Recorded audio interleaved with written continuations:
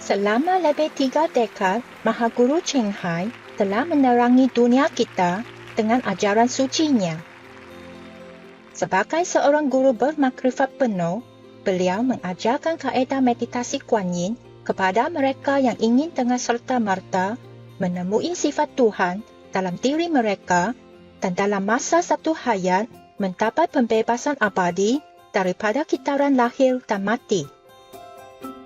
Kaedah Kuan Yin telah diamalkan oleh semua guru bermakrifat seperti orang sanjungan dunia terpuja, Buddha Shakyamuni, anak Tuhan terpuja Nabi Isa, guru dan ahli falsafah terhormat Confucius, Nabi Krishna terhormat, guru dan ahli falsafah terhormat Lao Tzu, Nabi Mahavira terhormat, Nabi Muhammad moga-moga Tuhan memberi kesejahteraan ke atasnya, Guru Sikh pertama Sri Guru Nanak Dev Ji dan banyak lagi. Beliau menekankan bahawa jika kita sentiasa ingat akan Tuhan, berbakti kepada orang lain dan mematuhi hukum alam semesta, kita akan mencapai potensi tertinggi sebagai manusia dan benar-benar memahami tujuan kita di bumi.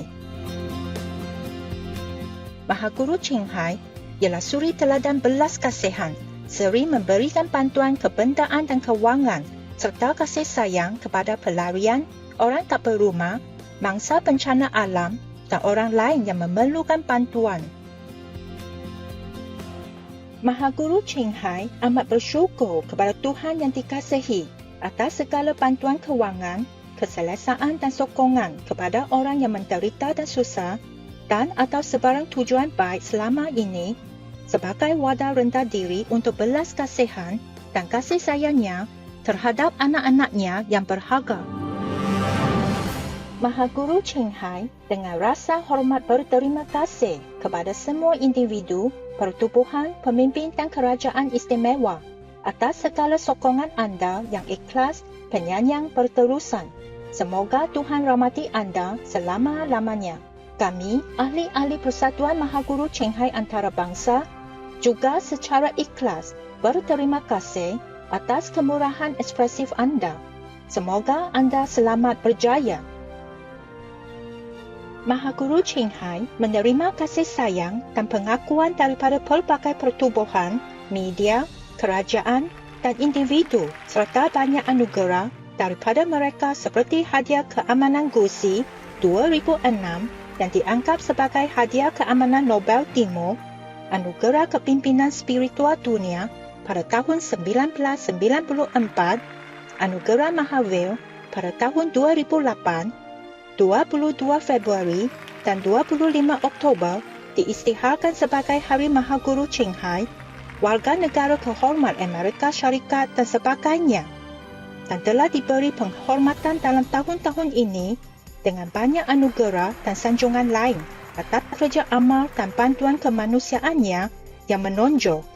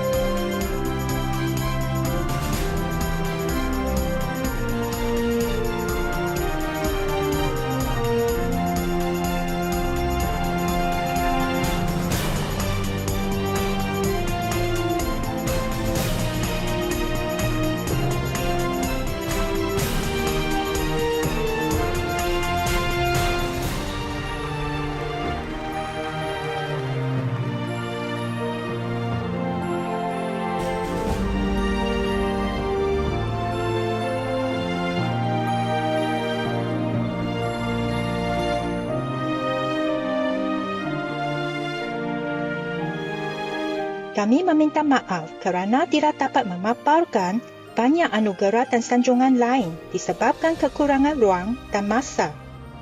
Mahaguru Ching Hai dengan rasa hormat berterima kasih kepada semua individu, pertubuhan, pemimpin dan kerajaan istimewa atas segala sokongan anda yang ikhlas, penyayang berterusan. Semoga Tuhan rahmati anda selama-lamanya.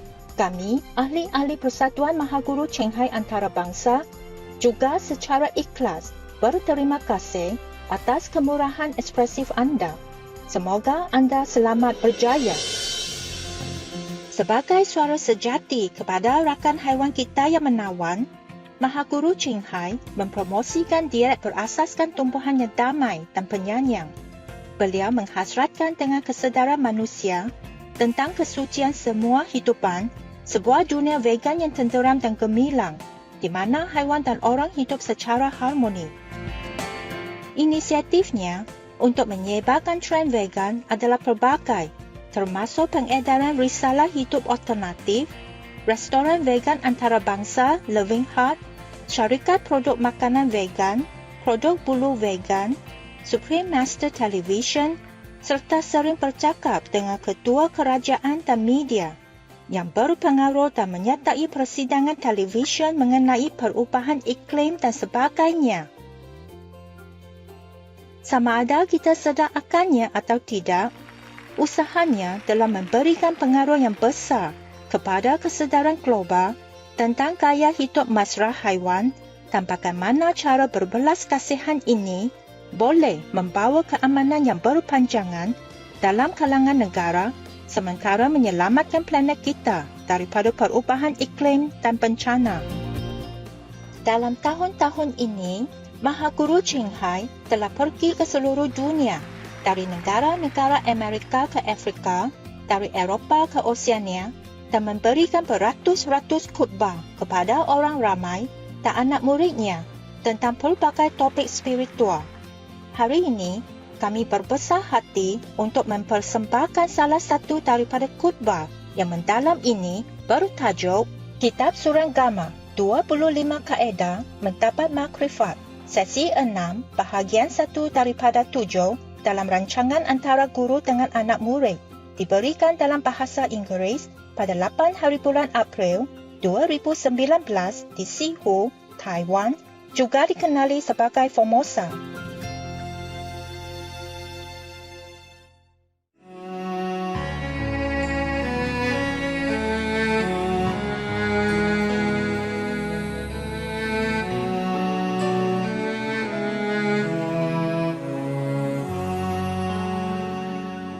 Hello. Thank you for staying. Thank you for coming. Oh, me? Oh, you're welcome. Korea? All gone home. Korean monk gone home, huh? Okay. Korean no monk, less busy. Where are the Korean? Korean still here? Oh, are you behind there now?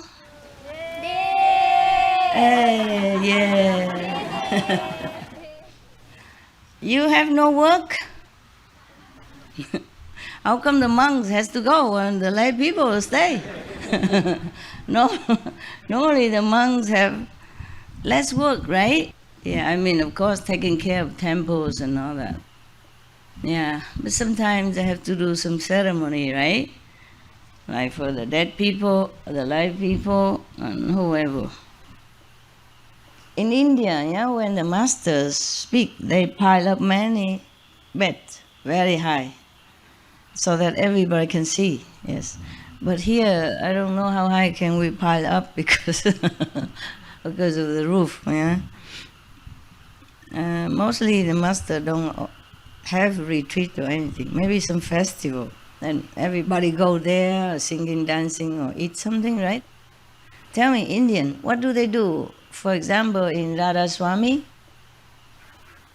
So they just go there, master give the lecture. Yes. And people after that, they just leave and they can go into their places like we have here and they can meditate on their own. Yeah, but not all many people, not all of them, no? Not like Thousands of them meditate together, no? They do? And Master, yes, they do. They do? Yeah. For how long? 1 week? Not like they do. They just do in their own time, but they stay at there. that time, maybe Yeah. 1 day? Yes. That day? Yeah. Like Master birthday or something? That's right. I see. Yeah. I didn't see that. I always saw the Master speak maybe Sunday or something. Yeah, some people Yes, come Master. in and then leave. Yeah. I don't know if they eat or not. Yeah, but I saw in a big ashram they cook food for everyone. Yeah, Yes, this one yes. they cook food too, Master. Yeah, Yeah, they yes. give food to everybody. And then somebody come out singing first, and then the Master speak, and they sit on a dais very high, and then that's it. Maybe Master lecture 1 hour or 2 hours, and then everybody goes home. Yeah, normally Master just 45 minutes. What? 45? 45 minutes. Exactly, lecture. 45? Yes, Master. Why 45? Why not 46? Babaji said people can't concentrate more than that. Oh, so I overstay my welcome, huh? Okay, what time is it now? Make an alarm clock? Huh? Why? What are you saying? Perfect? Yeah. 5 hours, that's a perfect. Minus you are talking in between and your question, half an hour, so it's 4.5 hours. No, more, because it was more than 5 hours, 5.5 hours. So it's 5 hours, more or less, okay, huh? I didn't know how I do that either. Yeah, if I talk to an ordinary person, maybe 10, 15 minutes, I got tired already. I can't just go on and on like this. All right, so spiritual work is different, hey? It might be a blessing, so you can continue, huh? And you have a marathon, you have marathon ears, right? Marathon attention, not attention deficit. Oh, you are incredible. Something special about you, huh? You can listen for hours. What? Special. You're the one that's special. I am special?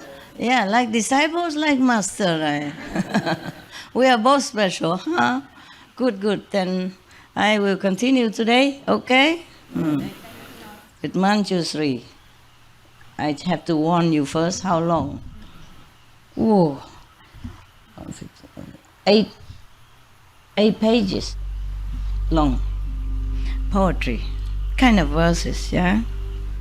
We should really thank the past masters, monks and nuns and scholars who had take time to record the Buddha's teaching after the master's nirvana, and also for the past and present persons, lay or monks or nuns who have really dedicated themselves, sacrificed their time and precious health or under any difficult situation to translate this so that I can read it to you. And we have to thank them.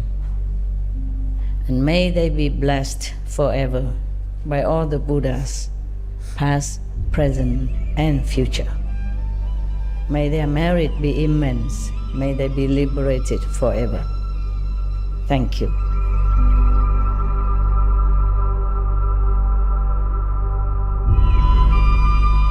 According to Buddhism and the believer and the tradition, when you read Sutra and all that, you have to put on incense, flower, and bow to the Sutra first and thank all the Buddhas and Bodhisattva in 10 directions, all respectfully, before you read it, okay? And then you cover the Sutra also with silk, beautiful cloth, and I just make it more popular. Yeah, more easy, simple. And I apologize to all the Buddha. I say if I done something wrong, according to the tradition, my heart is full of respect. It's just that I cannot always do that. So please, all the sin, whatever I've done wrong, is all on me. At least other people, they hear the names of the Buddha, according to the Sutra, they will get benefit. Yes. So now, because yesterday, remember, the Buddha said that he wanted to cause Ananda to become enlightened. So he asked Manjushri, contemplate all the 25 arhats. irreversible arhat, non-returnable bodhisattva that told you 25 methods. Could you explain it to Anand and the assembly in the beings after my extinction, after my nirvana? Which expedient door is the best? I mean, most suitable. They're all very good. The Buddha praised them all as very good vehicle for enlightenment because they all became enlightened, became arhat or bodhisattva through their learned methods, even from aeons ago. Give them this strength to continue until this day when Buddha Shakyamuni came into the world, and then they continue to practice and to be of help in his time. So they are all very good methods. Yeah? The Buddha didn't say, oh, this method no good, that method is inferior. No. He praised them. Remember? I read it again. The Buddha said that you should now contemplate these 25 great bodhisattva and arhats, their method as well, who are beyond learning already. I mean, they're liberated. They don't need any worldly explanation in order to resolve to become a saint anymore. They all know everything. They already finished with their learning. They already attained arhatship or bodhisattvaship. Each has explained the initial expedient in his accomplishment of the way. All say they have cultivated to true and actual perfect penetration. Their cultivation is equal without distinctions of superior and inferior or earlier or later. I mean, all good. Yes. So now because he wants Ananda to be enlightened quicker. So you see, Ananda have been with the Buddha all this time. He has not taught him Guanyin method. And you came from nowhere. I don't even know where you live, what you do, which daughter and son's house you belong to. You get initiation almost right away, okay? Now because I'm not running around the world, so they have to purify themselves and study a little bit of the teaching so that they know why they want to be initiated. So be sure that liberation is what they seek, not any worldly power or magical ability or fame and fortune stuff. I guess you are luckier than Anand. See, only now I wish to cause Ananda to become enlightened. Poor Ananda, serving the Buddha all this time. And still hasn't got the main method, okay, the good one. He wasn't enlightened. That's why he said, the Buddha said, I want to cause Ananda to become enlightened. Ananda wasn't enlightened at all at that point, and been with Buddha all this time, stay next to him, memorize so many discourses and miracles that happen within the assembly, within the followers of the Buddha. Imagine that. So intellectual cleverness or sharp faculty of memory mean nothing. But we have to thank the Reverend Ananda for all this. Okay? Yeah. He remembered most of this. Maybe he was jotting down then. Maybe he had learned shorthand. Because we don't have any machine at that time. So he must have been good. And he remembered that. Either he wrote it down while listening, or he remembered and wrote down later, or tell someone else to do it. You see that? So we have to thank him. Always, because first I have heard, mean Anand wrote like that. Mean I have heard Buddha said this, say that. Yes, always the same. That means it's from Ananda. Wow, he is great. That's why they call him memory number one. Okay. And Manjushri is wisdom number one. He has very great wisdom when he was with the Buddha. Of course, he practiced many kalpas as the sands of the Ganges River. So you guys, so good memory, number one. You remember everything. You know everything. Okay, so now the Buddha asked Manjushri, because he is a prince, the Dharma prince. Now, when you wise or you practice superiorly, then the Buddha would call you like a Dharma Prince, or the assembly would give you such title. Just like I'm giving the title Supreme Master, yeah? I was told to have that title. Everything fall into the places now. After all this year, you can see everything fall into places, right? Why I do this, why I have that name, why I have this name, and why Qinghai and not anything else. You understand all that? Everything is like a puzzle and fit perfectly now into a big picture. Remember when I went to lecture, somebody asked you, why you call yourself or let your disciple call you Supreme Master? I just feel natural, it's me. So I say, why not? I'm the Supreme Master. I didn't mean arrogant or anything. I just felt like it's natural like that. It's the way it is, you see. Otherwise, I would have been shy to say, oh, I don't know, people call me like that, never mind. But no, I just feel natural. I didn't feel proud or anything. Just feel like your name is Sonia. I'm from South Africa. That's it, you know. There's nothing to be proud of or nothing to be shy about. It's your name, your position, and your country, where you're from. That's it. Just the way I respond. Did you feel any ego or anything? No, I don't feel an ego. Normally I would be shy, but I just feel so natural at that time. As if God wants me to answer like that. It felt good hearing you say that too, Master. You know, it's like the way it came across. It just felt really good that God is here. Yeah, you were there? Yes, Master. Oh, I see. Good then. So is in Africa? Or was it in Europe? It's in Europe somewhere, yeah. Europe, okay. And I think the whole assembly also felt that it's natural thing, you know, not ego or arrogance, right? I did not feel that from them. I did not feel the response energy back to me as if, oh, that's garbage or self-aggrandizement. No. I feel they feel that's genuine. It was very good feeling afterward. For myself also, you know. I don't always feel good like that. But it felt very good that day. As also one day I was in Australia and one guy just stood up and preaching. After the question and answer, or maybe not during my lecture or something, they just stood up and preaching his own stuff. And then I just say, I invite you to shut up, and everybody clap.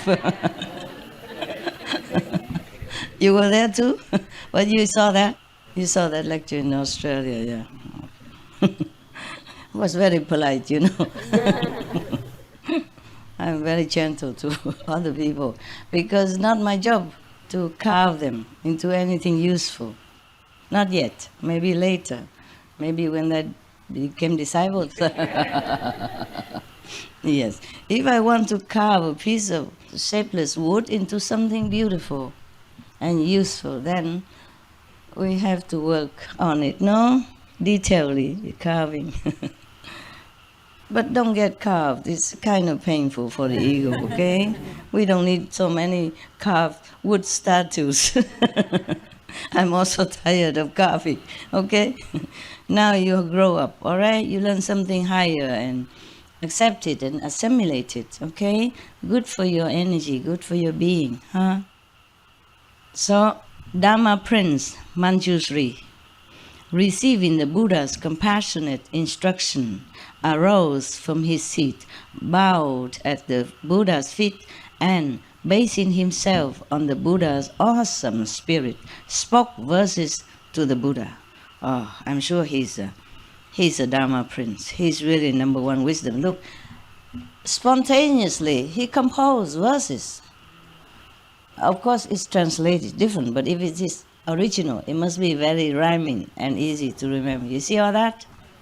Truly, immediately, spontaneously, a poem was born out of Manjushri wisdom. Is that wonderful? Yes. All right, I read now. I hope I don't have a long calendar because he's the God of wisdom. He's a Bodhisattva wisdom. Maybe he's very clear.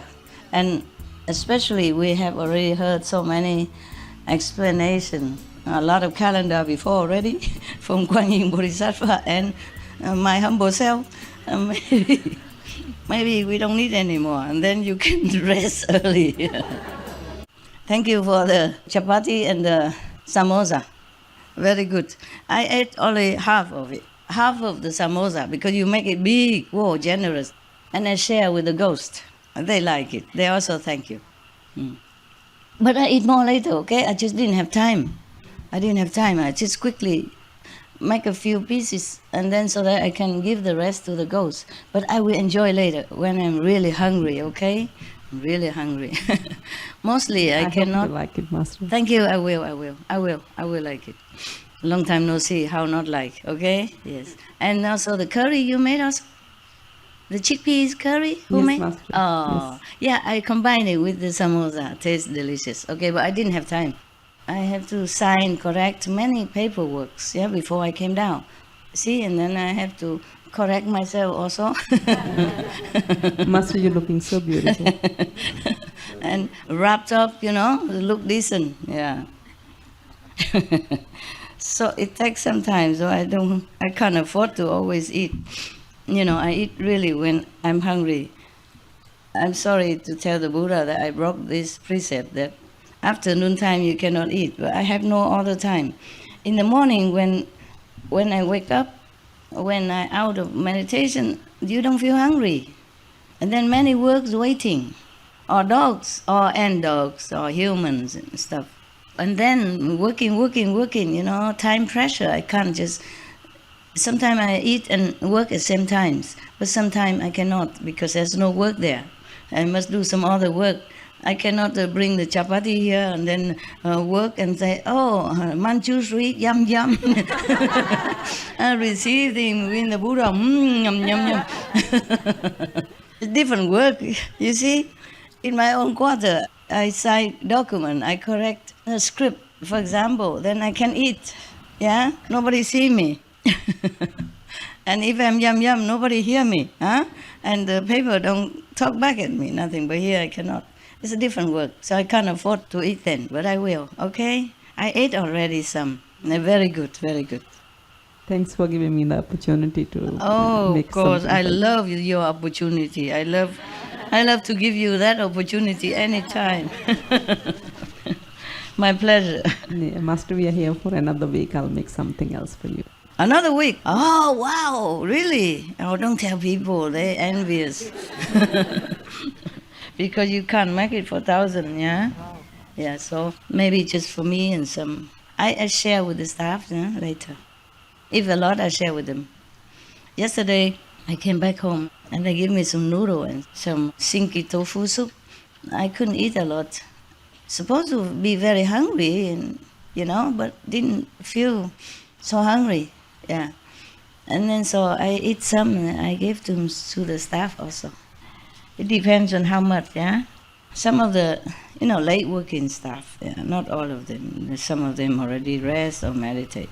All right, now, thanks, Manjushri Bodhisattva, for concentrating all these 25 methods in short poems for us. It is not short, but it's short compared to all the calendars that we had before.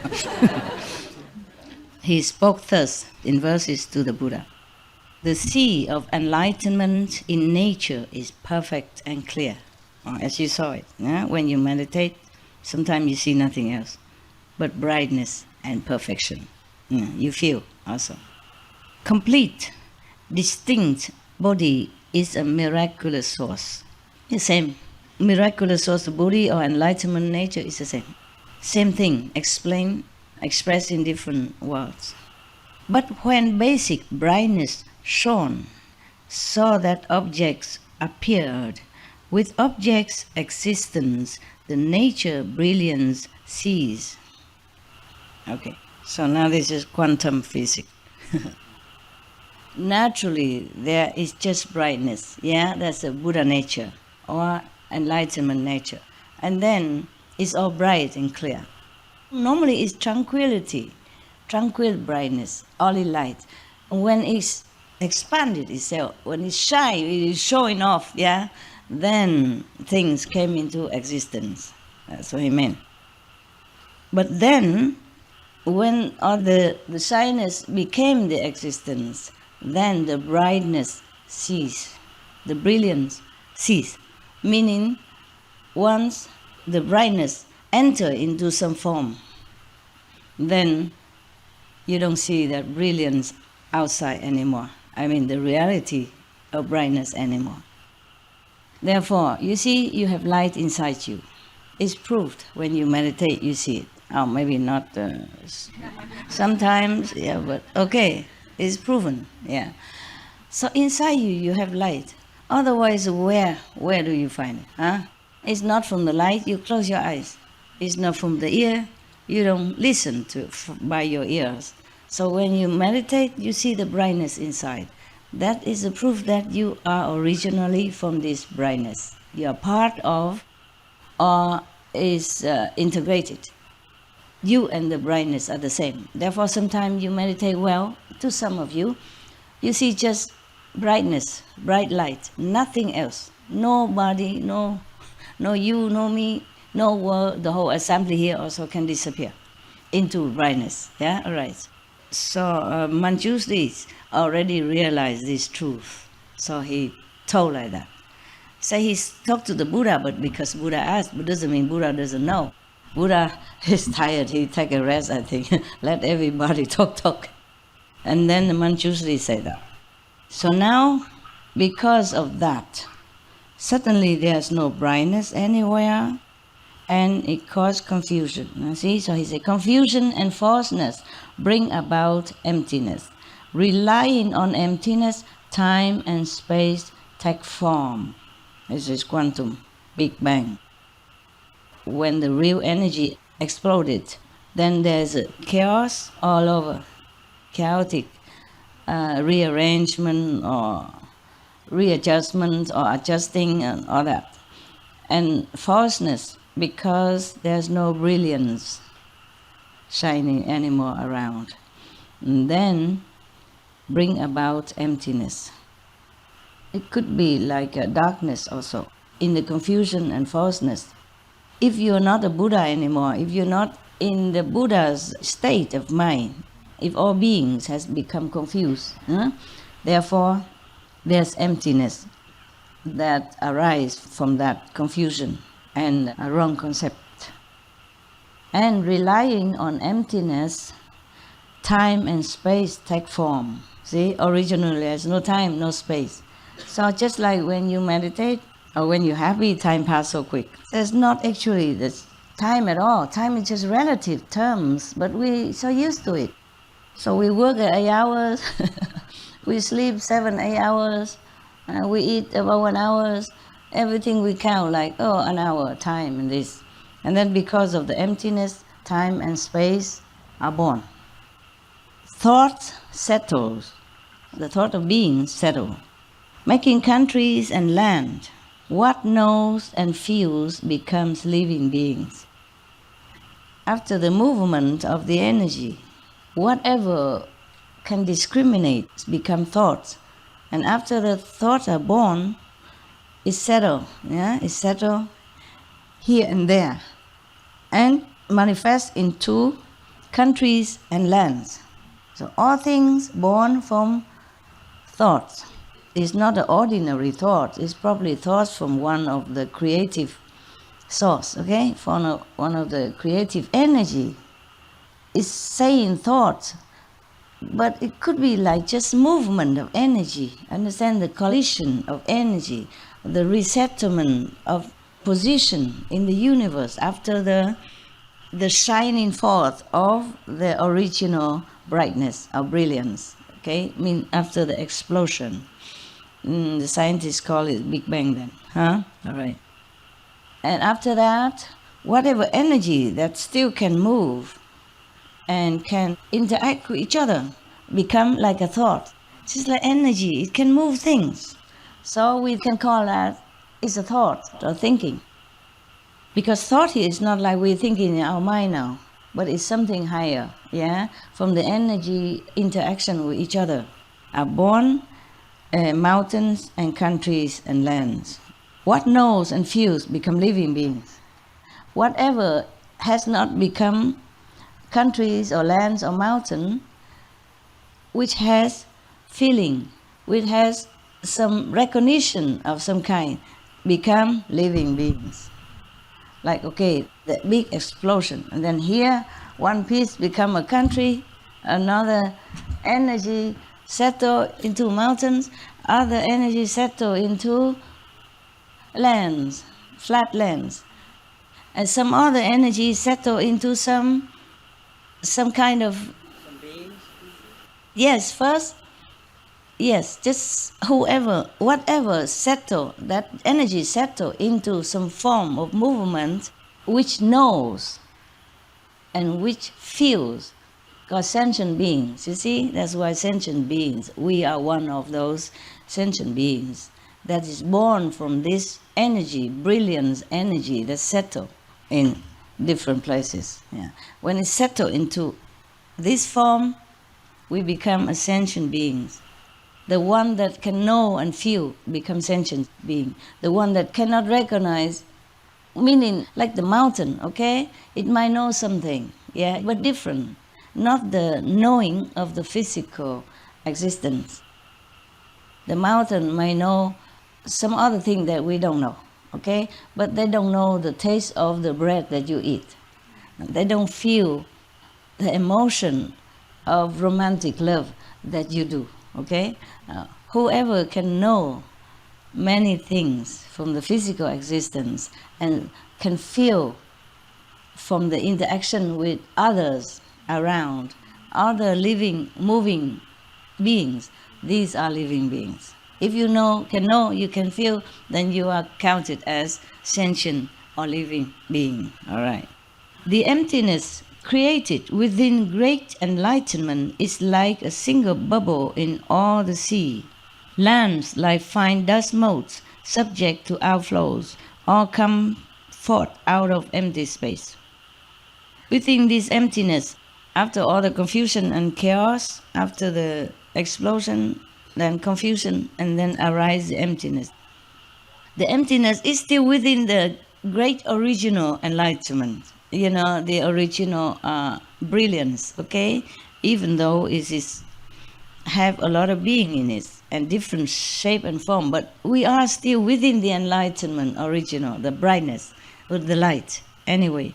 But the emptiness is also created out of enlightenment also. And then the emptiness creates more things. The enlightenment, brightness, the original body nature creates the emptiness, yeah, after the chaos. And then the emptiness creates other things. The emptiness is just like a bubble, a single bubble in all the sea.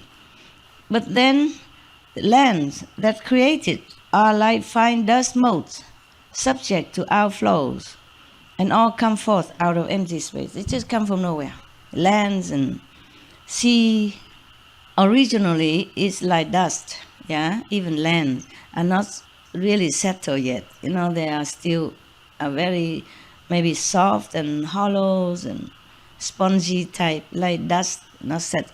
Actually, the scientists describe them as gas, Those not yet solidify themselves into satellite, into Earth, planet, is just like gas, they say that. It truly is like that. And here he describes it like fine dust motes, like dust. Probably not yet completely solidified. He defined the beginning of the world. He tells us how the world is formed. And they all come out of empty space after this explosion of the divine light. Just as the bubble burst, space is no longer there. How much the less the three states of being. He says, suppose this emptiness within all the sea, the single bubble in the sea, if it bursts, then there's no space. You see, we are created within this emptiness, yeah? But the emptiness is described here just as a bubble in the sea. When the bubble bursts forth, then there's no space anymore. If we have a balloon, yeah, then inside we have space, empty space. But if the balloon gone, disappear, there's no space. But we are illusionary living in this kind of bubble. And we have space, we have time. But if the bubble bursts, then we cannot find any space anymore. How would we even count time? That's what he meant, okay? Even less the three states of being, meaning the physical, the astral, and the causal. The thinking ability, the creative ability of the astral level, and the physical level as a human. All right. So when the bubble bursts, when the emptiness no longer there, then we don't have anything.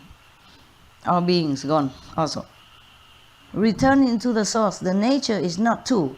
Many are the entrances through experience. None of them does the sagely nature fail to go through. Compliant or adverse, or is expedient. First resolve and enter in samadhi. Come slow or fast, as there are different norms. He means if you want to return to your original self, the source, the nature is not two. I guess whether we or the source, they are the same. It's just we make it different. Okay, so the nature are not two. We or the source are the same. We or the enlightenment Buddha nature are the same. Just we are confined in this, or with false thinking. Many are entrances through experience, meaning you can go back to nature, back to your source, through many different doors, meaning many 84,000 methods. I guess that. So, none of them does the sagely nature fail to go through. Meaning any of them, through any door, any sagely nature can penetrate. No big deal, no problem. Not any of the expedient door they can go through. Mean you can use any of them in order to go back to your original self. Compliant or adverse or expedient, I mean it's just convenient method to go back to yourself. First you resolve and enter in samadhi, come slow or fast as there are different norms. First of all, you must determine, okay, to follow the way, and then you must do all you can to enter samadhi. And then you can either slow or fast, depends on your own resolve, and also depends on different kind of method and yourself also. Form and thought combined become the dust. Their essence is not discernible. How can one use what lacks clarity and expect to gain perfect penetration? We came from dust, from nothing, so it's a form and thought, even combined, is a dust anyway. So their essence is not discernible. You cannot even find the essence of your own form, the real form and the real thought. Where from? Where they are? What are they? You cannot see it. You cannot touch. You cannot grasp it. Yeah, you cannot explain it. You cannot analyze it. So how can, what he means is anything you rely on form or mental power, thought, there's nothing there for you to rely on. So he say, how can one use those which lack clarity and expect to gain perfect penetration? Because many of the bodhisattva beforehand, they say they use the touch or the water or whatever. So he say any form, anything has form or mental quality is dust, is nothing. You cannot rely on them. They're not reliable for you to have a perfect concentration. If you cannot concentrate well, then you cannot enter samadhi. That's what he meant. My calendar says so. He explained all that. He explained from the beginning of our worldly existence already, how we came to materialize. It came only from emptiness, from nothing. And the thought also came from nothing. And the body, the form also came from emptiness. Therefore, he say like that first before he analyzed which method is okay, which is not. So he said, now, he beginning to analyze the surrounding sound, not the inner sound, not the inner vibration, but the sounds around us. The talking, because one of the bodhisattvas say he heard the Buddha say things, and because of the voice, he contemplated on that, he became enlightened. So he say now, in sound, language is intermingled. But the meaning in a word, a name, a phrase is such that no single one can include them all. How can this bring perfect penetration? He say that even if you heard a word or even any sound, it cannot include the whole sound in the universe, as well as the whole sound of the world. So one sound only cannot represent all. So you cannot use that to penetrate deeply into the nature of all-inclusive brightness. That's what he meant, enlightenment. Okay. And then now he say another one. That's the sound, the voice that he attacked already. No, he say no already. He asked a question, but he mean no. You see, how can this bring perfect penetration? He asked so that the assembly know that it's a no-no. Because if they answer, of course not, then they know this is a no. He is very polite. He didn't say, this is not good, not like your very straight master. No, that's no, get lost. He's very polite. He said, how can this? As if he don't know, you know. He give all the fact, and then he said, how can this be? Of course, the assembly will have to agree. No, that's not. But he didn't say anything. He didn't criticize nothing. All right, next one. Awareness of smells comes through contact with them. Apart from them, one does not know that they exist. Since sensation of them is not constant, how can one reach perfect penetration? Oh, it's really a poem. See that? Since sensation of them is not constant, how can one reach perfect penetration? All right. Suppose we are born into some place in a bubble and live in a bubble for some reason and never smell perfume. So how can we even know perfume exists? How can we even smell that fragrance? That's what he meant. So rely on smell is a what? No. Yeah. But he didn't say no. He said, how can? If you don't ever know the smell, you don't even know them exist. So he meant no. Right. Next one. He always asks questions. He didn't say no. He didn't say no good. I would say, no good, don't. But he say, next one, for the flavor, the one who practiced flavors. And now he say, flavors are not to us fundamental. They only exist when there is something to taste. Since this sensation is not perpetual, how can one derive perfect penetration? Ask question again. He means the tasting of things, the flavors are not born from us. It's not our nature. So if we want to go back to our nature, it's logical.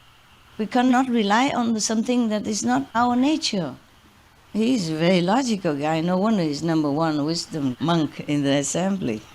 That's what I guess. My calendar guess like that.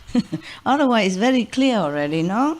Just in case you pretend you did not understand, I just pull a calendar out for you.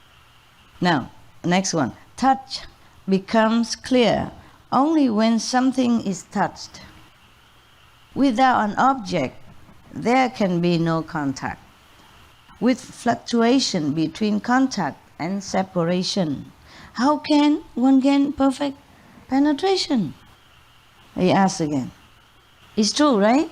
It's true. So somebody practiced to gain enlightenment through touch. Maybe for him, okay.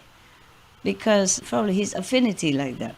Or maybe the Buddha blessing, so that even through the touch, he can be enlightenment. These are old time and people are more pure. Anything can get enlightenment for them. But he said, when there's nothing for you to touch, then how can you rely on to meditate on or to concentrate on, contemplate on? Logic, no? So this is a method to rely on touch is a... No. Wow. You know everything. What for I sit here? Just to look at you, huh? Your beautiful karma face. Now, mental constructs known as internal dust, reckoned as dust, they are certainly sense objects. Involvement of subject and object cannot be pervasive. How then can they lead to perfect penetration? Similar. You understand already or not? Or do I have to pour out the calendar? No. You got? Good. So this method, you and whatever object you touch, this is not everything. It's not just you and the one thing. It's not pervasive. It's not your true nature, because your nature is all pervasive. That's what he meant. So this one not pervasive enough. How can you go back to your nature if you touch something that is so non-pervasive? So this method is Now is the next one. Seeing, okay? Seeing. Seeing means seeing nothing around here. Although seeing itself is clear and penetrating, making bright what is before one, it cannot shine behind, ever reaching only half the four directions, only in front. How can it manifest perfect penetration? So you understand already? Some people just concentrate on one object in front, like a crystal, looking at crystal. How can it be all inclusive? So this is a method of seeing things, to concentrate in one thing in front of you is a... Wow, very enlightened indeed. Okay, now, on the breath. The nose breath penetrates in and out, but in the rest between there is no air. When you don't breathe in, or between the in and out, there's no air. So these interruptions render it inconsistent. Oh, this guy is very articulate. How can one use it for perfect penetration? So is this a yes or a no? No. No. Really know that it's no, or you just say because everybody... We were at the breath, right? Okay, so now is the tongue. The tongue is not an organ apart from cause. I mean, it's just from cause and effect. Just created out of the condition at that time, after the Big Bang, after the explosion of light, of the energy, of brilliant energy, of powerful energy, that sparkle into light. Light is also energy in different form. So he said the tongue is not an organ apart from cause. Flavors form the source of its sensation. When flavors cease, it knows nothing at all. How can it attain perfect penetration? So, if the tongue don't taste any flavor, then there's nothing there for you to contemplate on. So using the tongue, which rely on the flavors to know enlightenment, like the medicine man, is it yes or no? Actually, this is the time for these medicine kings to be enlightened. Their time is ripened. It's not because of their tongue or because of the flavors of the medicine. It's the Buddha right there. They were touching and administrating some ointment or something to him. And at that time, the Buddha just relaxed and then blessed them. Nobody else is sharing the blessing, only two of them, with the Buddha alone. And the Buddha was grateful and comfortable. Don't think the Buddha is not grateful, okay? The Buddha is grateful. All the Buddha, Bodhisattva, they are grateful when they should be grateful. Yeah? So he feels comfortable, and of course he feels thankful to his two disciples. So the blessing comes out. Not that the Buddha directs the blessing, it just automatically. The rapport between them. Plus, these two medicine men has practiced eons of kalpas, as many as the senses in the Ganges rivers. God, I thought you don't know that much, but I am wrong. I'm very pleased with your catching up and memory. Now, next one. It is the same for the body as for objects of touch. Neither can be regarded as a perfect awareness with defined and limited invisible divisions. How can it be used for perfect penetration? Somebody is contemplating on the sensation of the body or something before it got to do with the body. So he say the body and or something that is interact with it is not be regarded as a perfect awareness because it's only limited. Only the body and something touching it, yeah, or feeling, making it feeling, yeah. Like you feel hot or you feel cold with your body, only this limited self and physical sensation. So he say, how can it be perfect penetration to go anywhere, yeah, to go up? So using the body for meditation is a yes or? All right. Now, he talked about the mind's knowledge, mean the knowledge of our worldly learning, yeah? Okay. The mind knowledge is a mass of deliberations. What it perceives is never profound insight, unable to get beyond reflection and thought. How can it reveal perfect penetration? Deliberation. It's just like whatever you know by the mind, is it just some time of a mental gymnast, arguing back and forth, analyzing, just thinking only. It's a mass of deliberation. You know, whatever you want to take in, you take in, and sometimes people push it in for you, a brainwashing. It never can perceive anything that is insight. The insight knowledge is different from the outside knowledge. So he say it can never penetrate the profound insight with T, insight. So the thing the mind collect and call it knowledge is the thing from outside with D. So completely different. He say that's this perceiving from the mind, it can never get beyond reflection and thought even. The original thought that makes the universe, that makes the world. How can it reveal perfect penetration? So this knowledge, mind knowledge, or the mass of deliberation can be used as a method of enlightenment? Yes or no? No.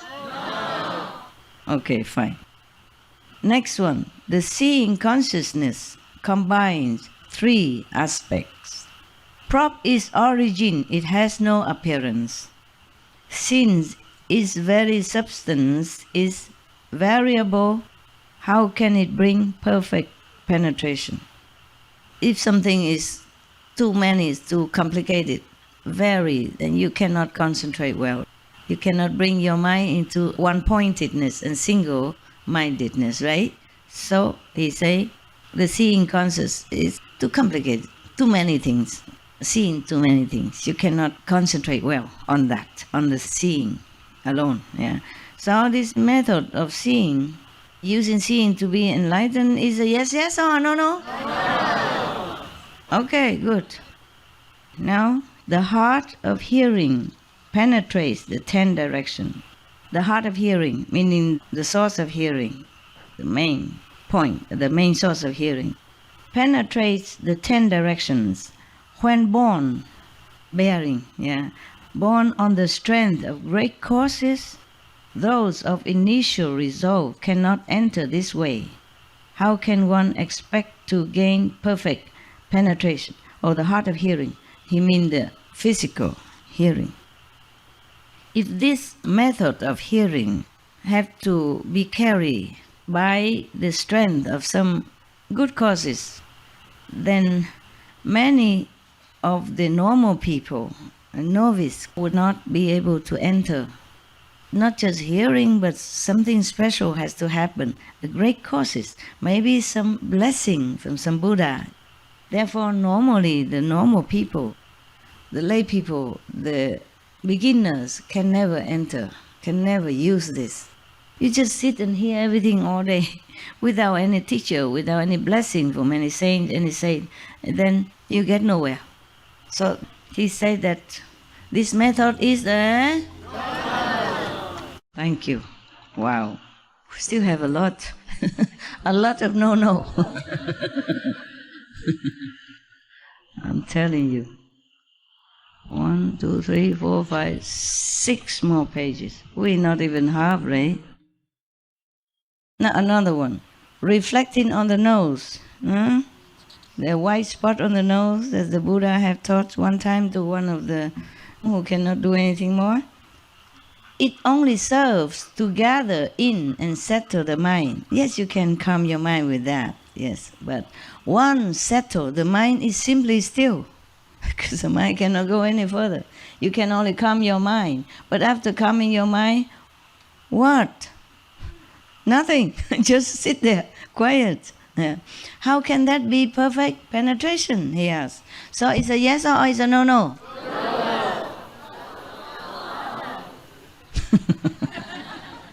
They're waiting for translation.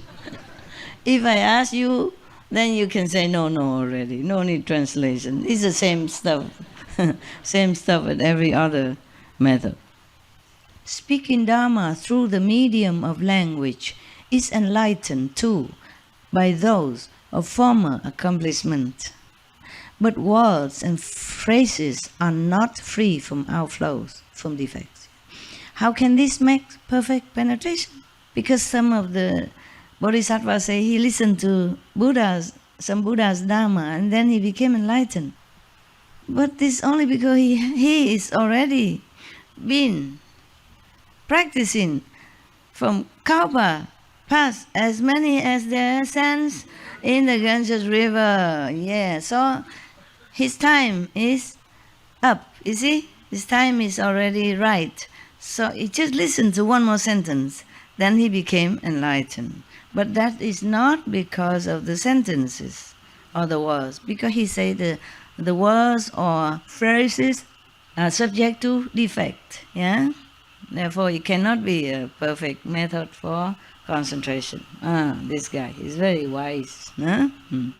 My God, for 25 methods, he cut them all.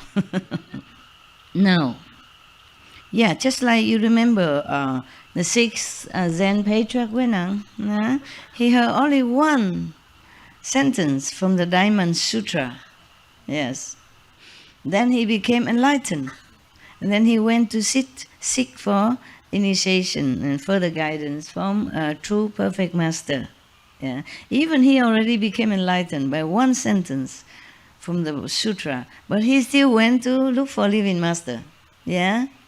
He said, where did you get this sentence? He said, from Diamond Sutra. Where can I get the Diamond Sutra? It's in such and such temple. They copy it and recite at home. But that is transmitted by an enlightened master. The fifth patriarch is not just like from anybody. It's not the sutra alone will make you become enlightened. Otherwise, all the Buddhists are already became enlightened. They all know Diamond Sutra. They even repeat to me, questioning me as if they know better. Yeah, something like that. Knowing, reading, and reciting or learning by heart is useless.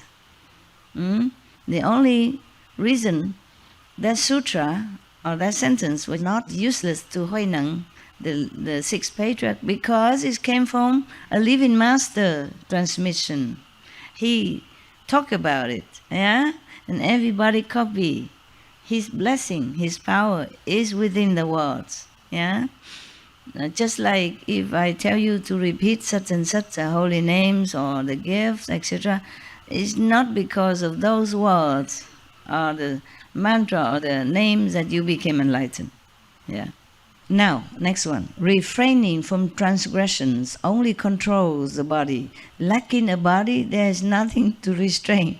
Since its source is not all pervasive, how can it bring perfect penetration?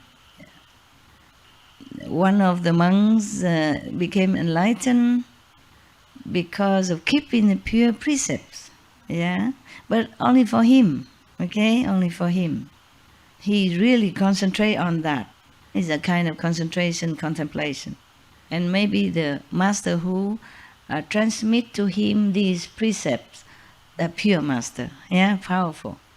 And life after life, he probably always kept the precept pure and complete.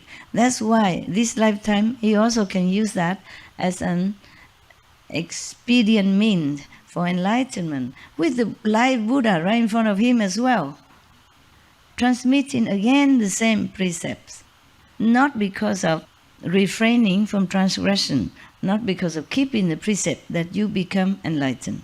There are other factors involved. Yeah, okay?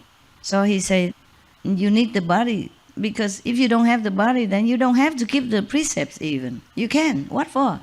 Huh? The precept for the monks is that to control your body so that you don't do this and that harmful things. Yeah? For inconvenience for others and for yourself, or harming others. But if you don't have the body, you don't exist. Do you have to keep any, even 5 precepts? No.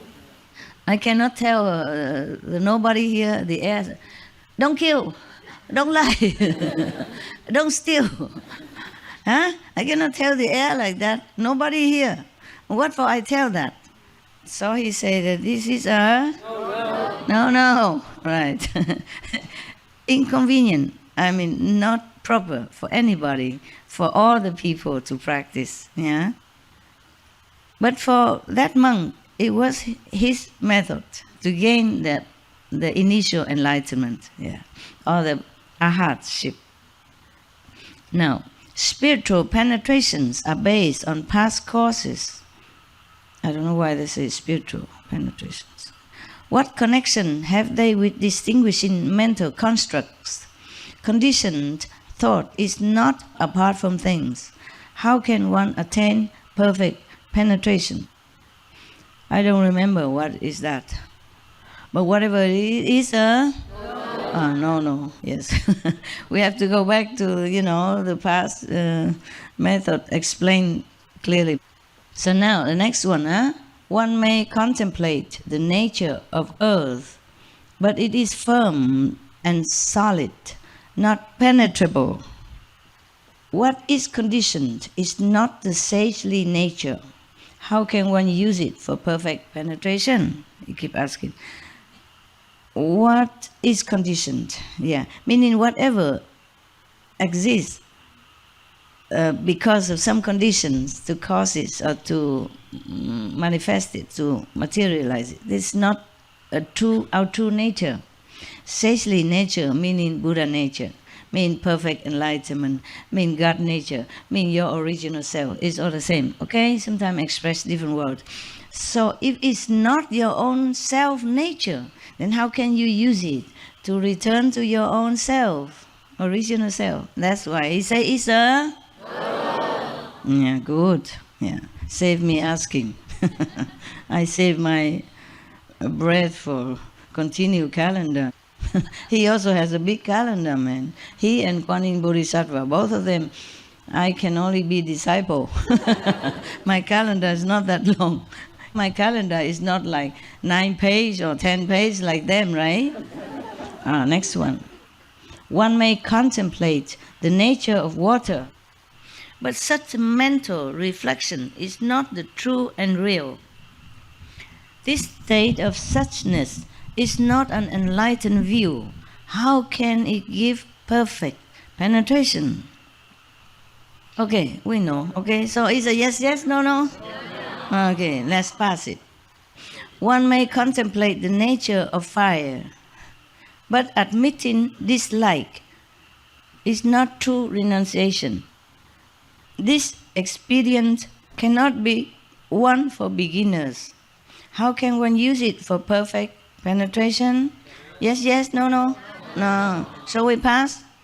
Yeah, pass, thank you. No need calendar. Yeah. One may contemplate the nature of wind, but movement and stillness are not non-dual. Duality cannot bring highest enlightenment.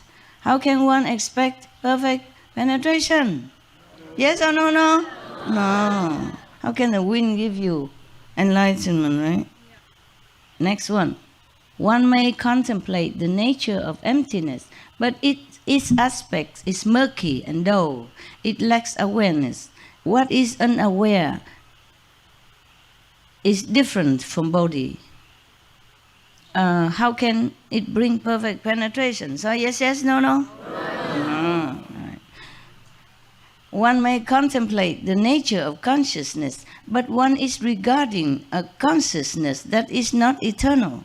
Consciousness is something that we have accumulated from long time and is stored in our alaya faculty.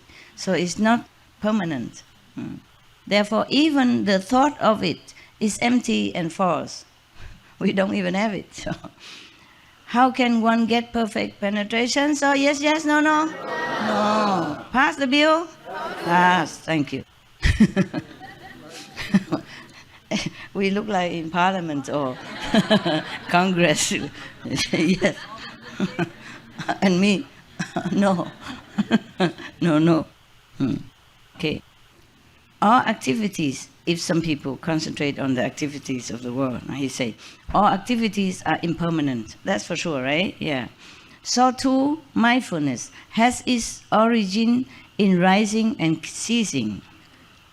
Since cause and effect go beyond cause and effect, how can we use it for perfect penetration? Do you understand already? Yes? Yes or no? No understand? No understand or no, no? Habit ready for no, no. Okay, good that you don't work in Parliament. Too habitually. Yes, yes, or no, no. All right, then if you use a mindfulness, you use your mind to be mindful of the activities around you or anything, it's not permanent either. Yeah, so it's a? No. Okay, right. Pass, yeah? I now say this, honored one. He finally says this. Buddha, who has revealed the Saha world, mean our world. In this land, the true substance of teaching resides in hearing the sounds, purely. If one wants to attain samadhi, he means the vibration, the inner vibration, because they always translate as sound and we get confused. Just like we also say we meditate on the sound and on the light. And then it could be confused as the outside light and the outer sound. But it is the vibration. Concentrate on the inner vibration is better, or the inner music is better. So he say, I now say this to the Buddha who has revealed the Saha world. In this land, the true substance of teaching resides in hearing the sound, the vibration purely. Yeah.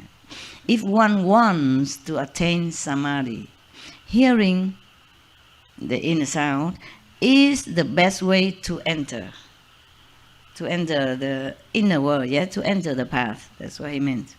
Apart from suffering, liberation is found. How excellent is he who contemplates the sounds, okay, the sounds. Okay, now, he say, if you contemplate on this sound, you will be apart from suffering. You will be liberated, yes. Throughout kalpas as numerous as Ganges sand, he enters Buddha's lands, as many as fine dust motes.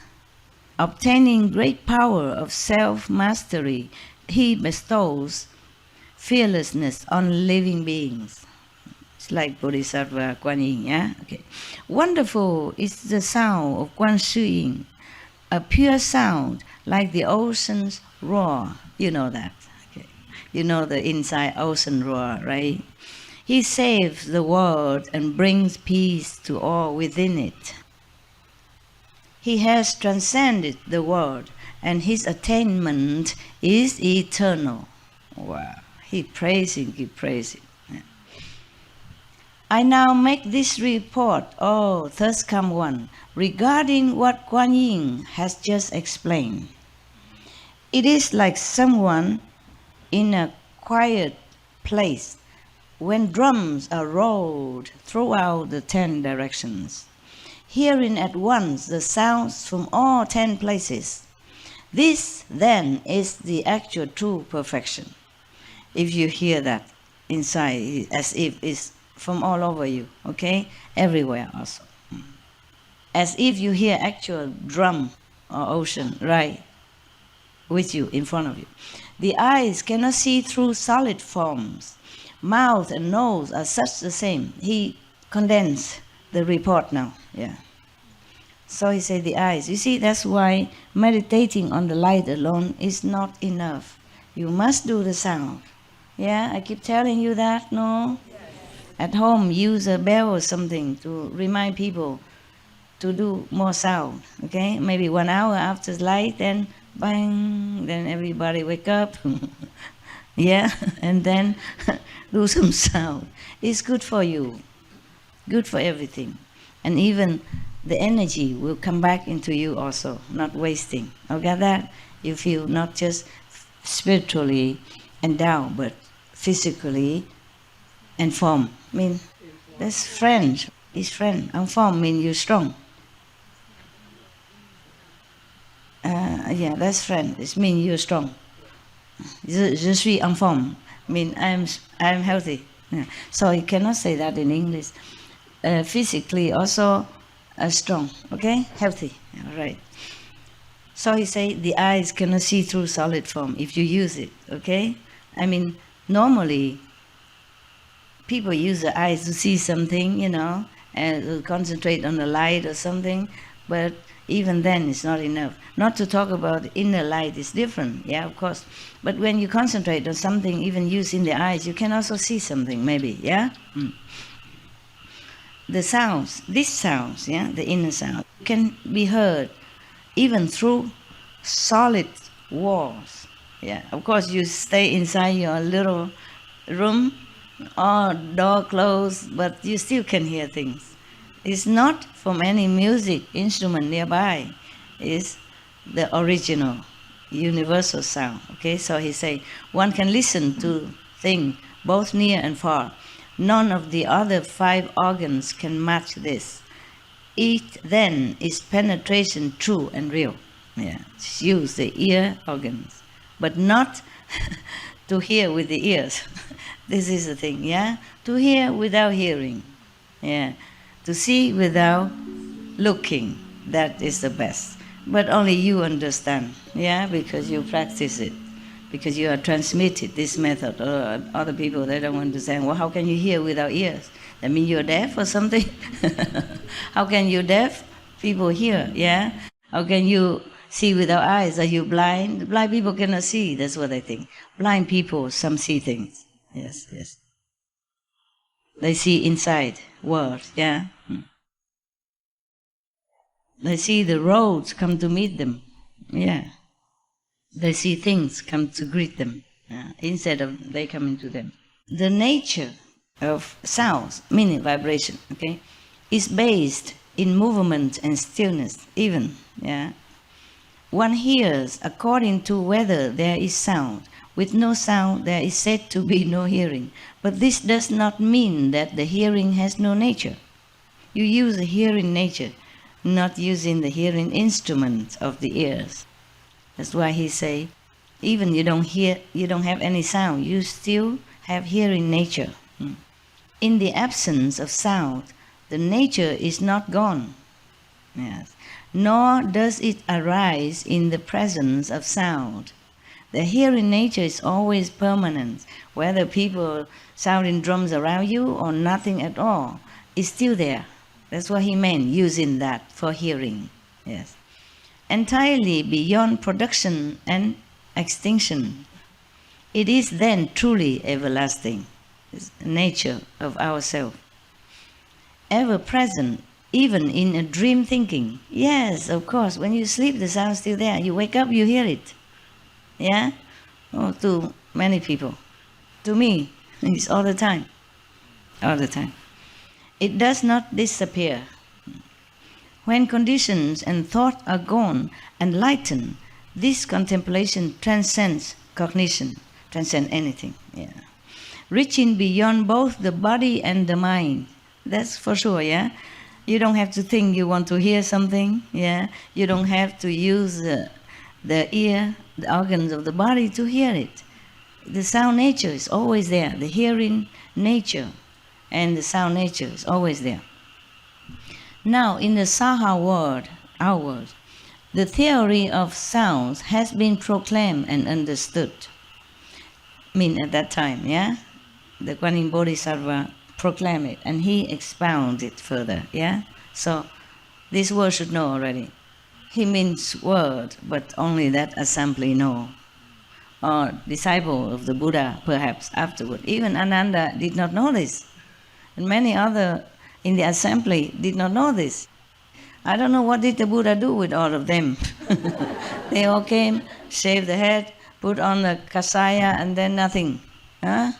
Go back in, come back, listen to the Buddha. I guess he wanted to cleanse them first by explaining things, by expounding all kind of theory and philosophy until they are bathed enough in his presence, in his blessing. And then they can become pure, and then he will impart the Guanyin method to them, including Ananda. Yes. Living beings are confused about the source of hearing. They think we hear from the ears, yes. They follow sounds, and so they turn and flow.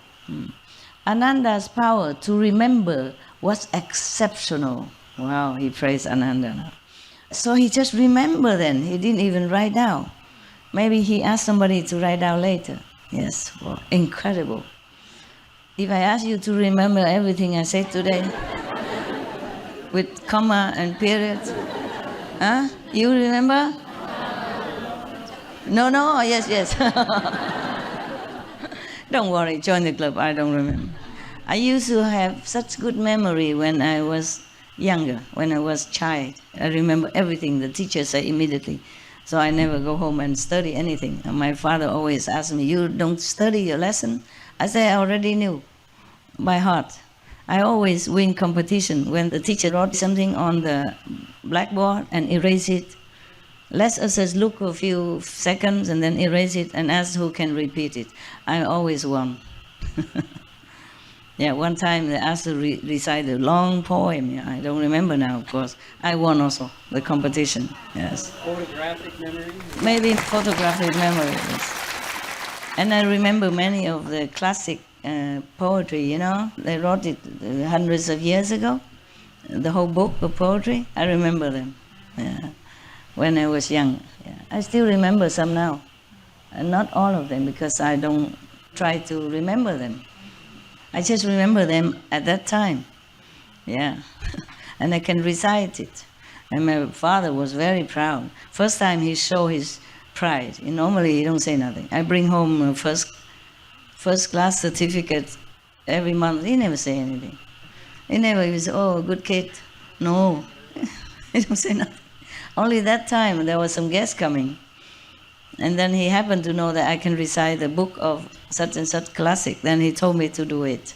And everybody was so, then he feel, oh, there's something. If I recite to him alone, probably he say nothing. A man of very little word. Sandwich has become sand. All right. You see, if the people, he meant that the sentient beings, the humans in this world, they just follow outside sounds. So they turn and flow, meaning they keep returning in the cycle of migration all the time. Yeah, they turn and flow. Yeah. Ananda's power to remember was exceptional. Nonetheless, he fell prey to a deviant plot. He was a victim of the Brahma mantra, recited by a beautiful artisan. Okay, he fell. That's why he says, you see, Ananda, with beautiful, exceptional memory capacity, still fell to the trap. She sat in that trap, waiting for him for a long time, like a spider web, waiting for him. That day he came back in at her door. Then he fell immediately. He said, was it not because of heeding the sounds that he was nearly lost? He's hearing, he's following the sound of the mantra she was reciting, yeah, and drawing him to her. Because his ears were outward. He's hearing the enchanting voice singing this mantra from that woman. If he did not hear it, he wouldn't have followed inside into her room. Yeah, okay? So by turning back the flow, one will make no such mistake. Well, I doubt it though, with your capacity. Looking for new boyfriends so many years. If you don't do enough Kuan Yin, that's why I keep telling you, you have to do it. The Kuan Yin is very important for you, yeah?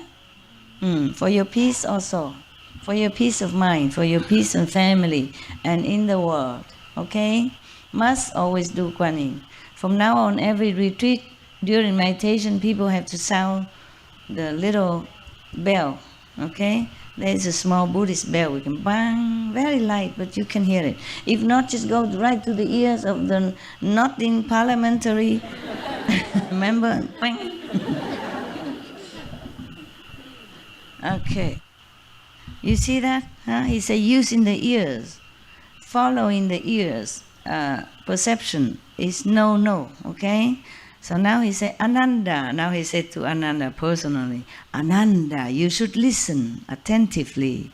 I rely upon the Buddha's awesome power in describing to you the Vajra king, a samadhi inconceivable of lightness to illusions.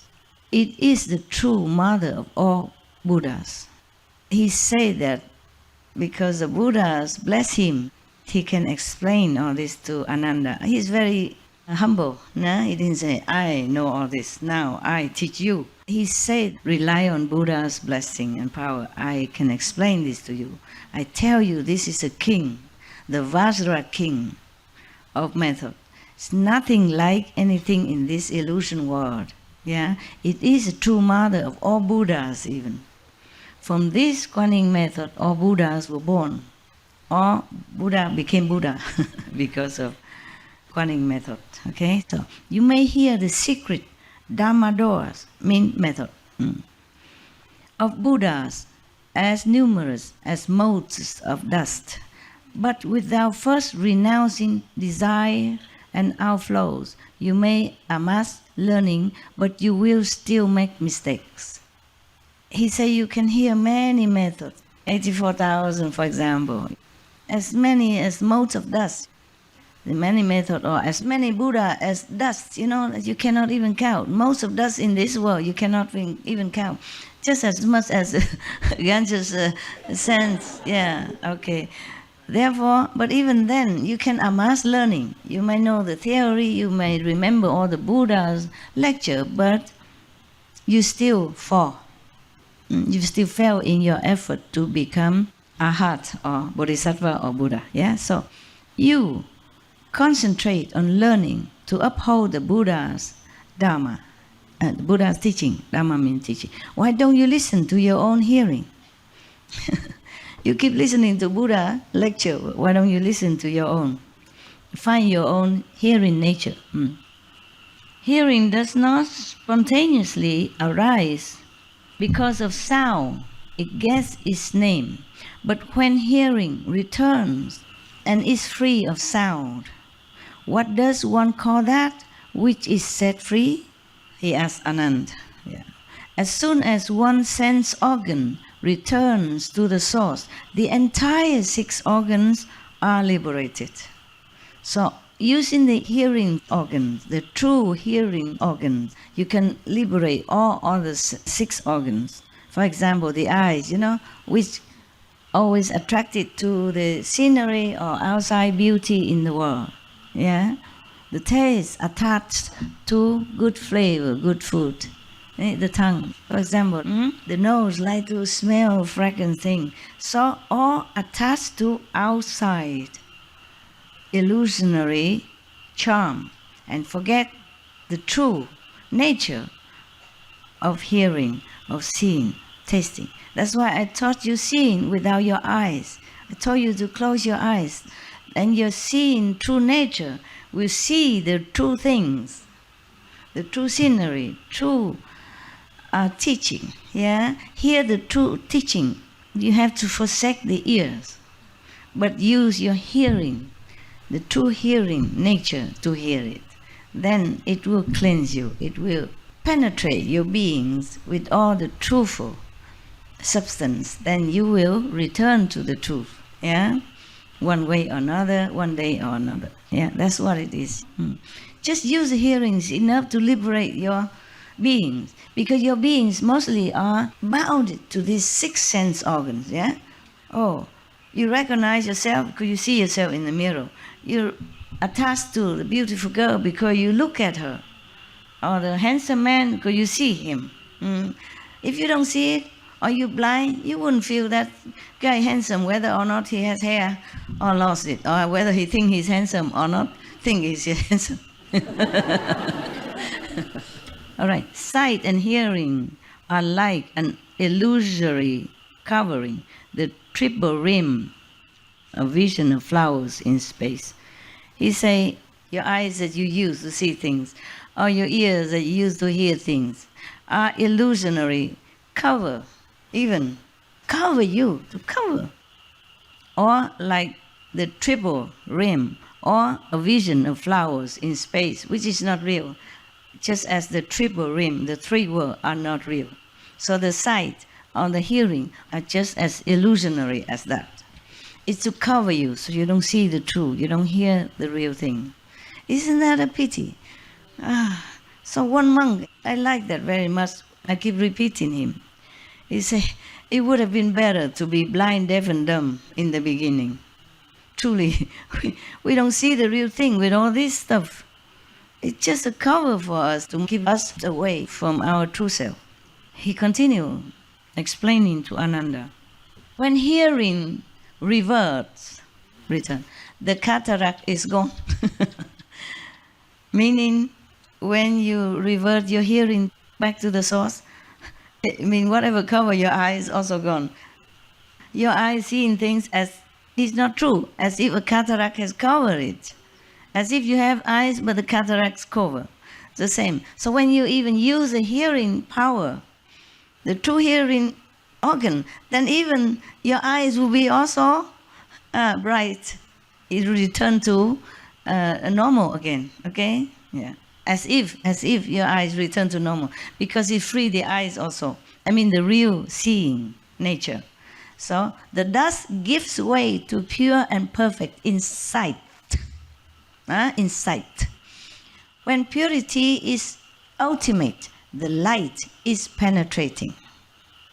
A stillness shines and includes within it all of emptiness. The whole universe, you can know it.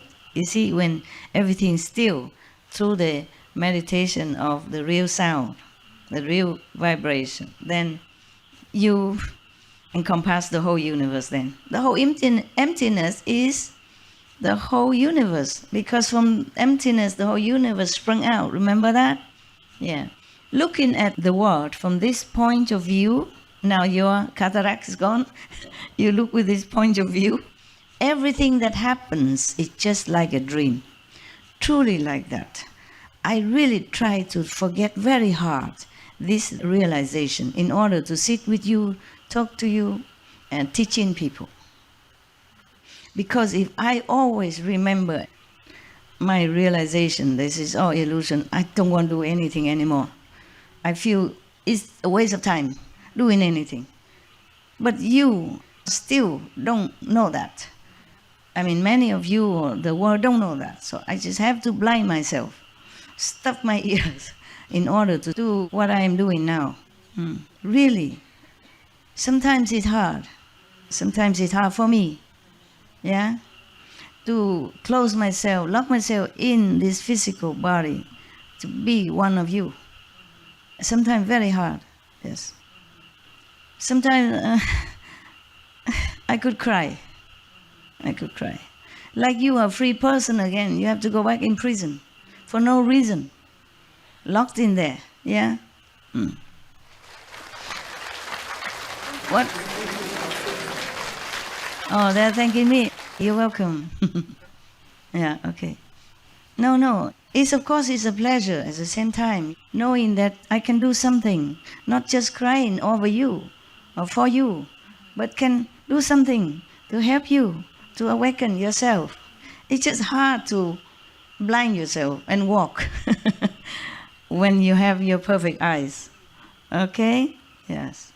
He continued to say, everything after your ears are cultivated, return to original source, then your real eyes is open again, clear again. You see from this point of view, everything is illusion.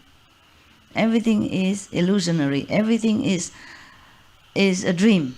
And he continued, Matanji's daughter, the one who seduced him, Matanji's daughter too is part of the dream, who was able then to physically detain you.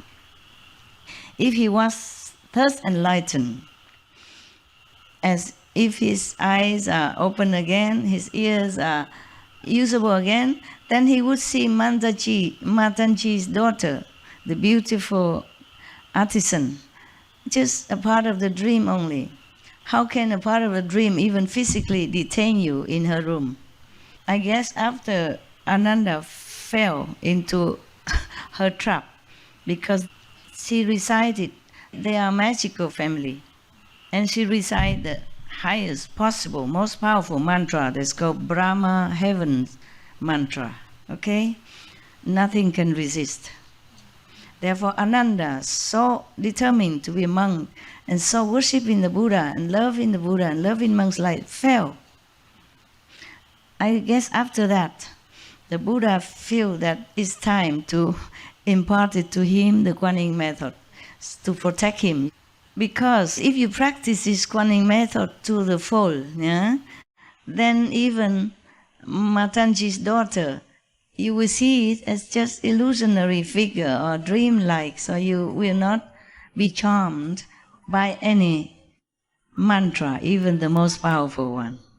You will counteract with that, and no problem, you will be free. That's what he meant.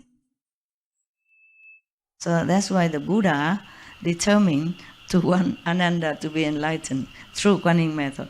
But before that, he's very democratic. Why does he have to explain so many methods, ask everybody's opinion before he tell him to learn Guanyin method? He's a Buddha. He could just say, Anand, now, learn it. Why did he have to tell so many long calendars? And make me talk for 5 hours.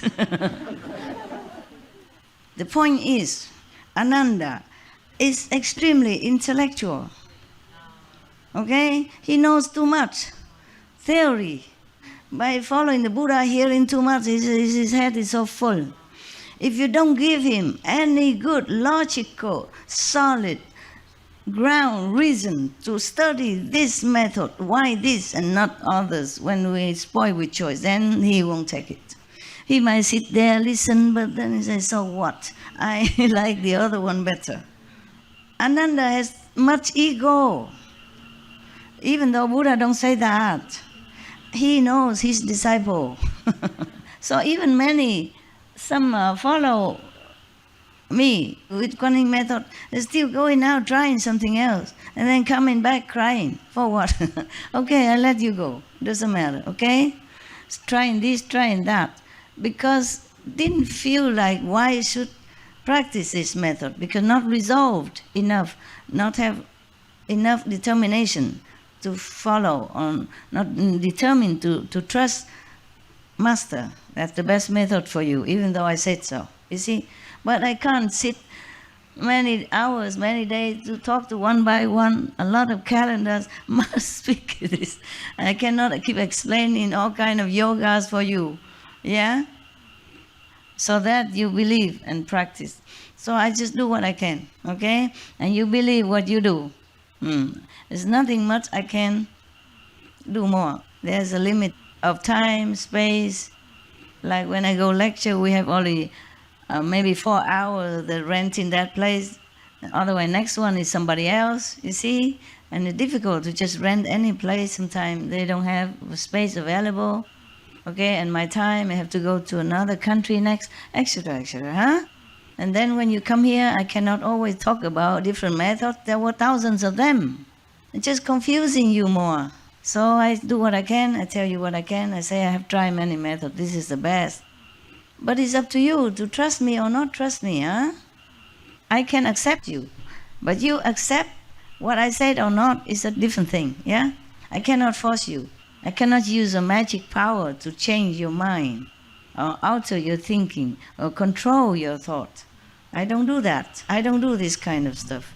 Some people say, oh, Master, please change my mind, make me more peaceful, make me more beautiful, make me more thinking positive. I don't do that. I can't. You are an individual with God inside.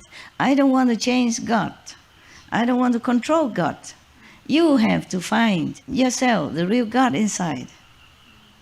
By controlling anything else which is un-God, okay? Then you find the God. And then you know what it is, okay? If I can control all of your minds, it would be easy. No need doing anything. Sit in my room and search. Send all this controlling power to all directions. All the leaders are under my thumbs. All the warring Mongols are subdued.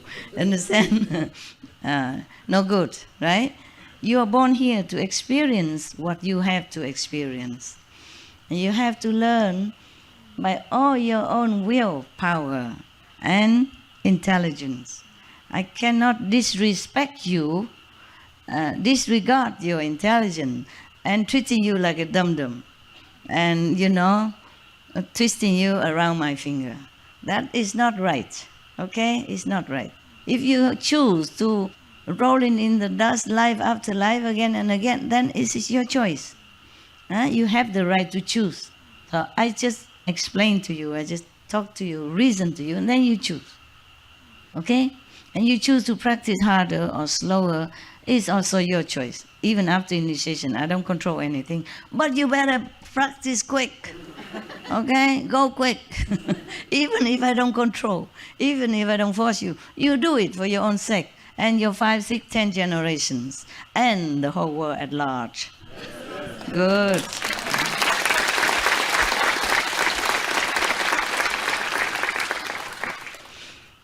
All right, he continued, yeah? So he said, if you are enlightened through the Guanyin, if you fully, truly devoted and get full enlightenment through Guanyin, then you see everything like a dream. So no one can even touch you. No one can detain you, can seduce you, that's what I mean, okay? So he continued. It is like a puppeteer who plays with shadows and works the dolls to seem as real as people. You know these puppeteer shows? Yeah. We have it in every country. Yeah. In Taiwan we have them too. You know, the puppet show before, we have no movies, no video, they play puppeteer. Yeah. And not always easy to get real actors and actresses to always learn the script and play live, so they use puppeteer in between in different places. Because real good actors and actresses are hard to find anywhere. Not to talk about if they're willing to be actors and actresses even. And not everybody wants to be in the theater business, no? So there's only certain extent of the people who play. Before, we don't have any prompter. They have to learn by heart the whole drama. Imagine that. And then there's not so many actors, you see? And in every region, they have also some actors, yeah? Sometimes they have to go to another region to play. Cannot go the whole country, the whole continent long, nah? Because in the old time, the transportation is not as good as now, okay? Therefore, they use puppet, nah? This is since ancient time already. We use all that. Every country have them, yes. And some they make it so good. If you can see it up close. Normally, puppeteers are playing just for a small audience. Not so large audience, because from far you see nothing. The puppets are only small. They cannot make puppets just like real big, then they cannot carry around. But I don't know, they could make big people, right? Other strings, oh, it's that very strong string, right? Strong muscle. Oh, okay, I understand now. So, and works the dolls the same as real as people. Although one sees them move about freely, they are really governed by a set of strings. A set of strings, yeah. Cease operating the control of the strings, then they return to stillness. The entire illusion is without a nature. It's like that, just like the puppet show. The 6 sense organs are also thus. At first, there was one essential brightness, which split into a 6-fold combination. But if one part ceases and returns, all 6 functions will stop as well.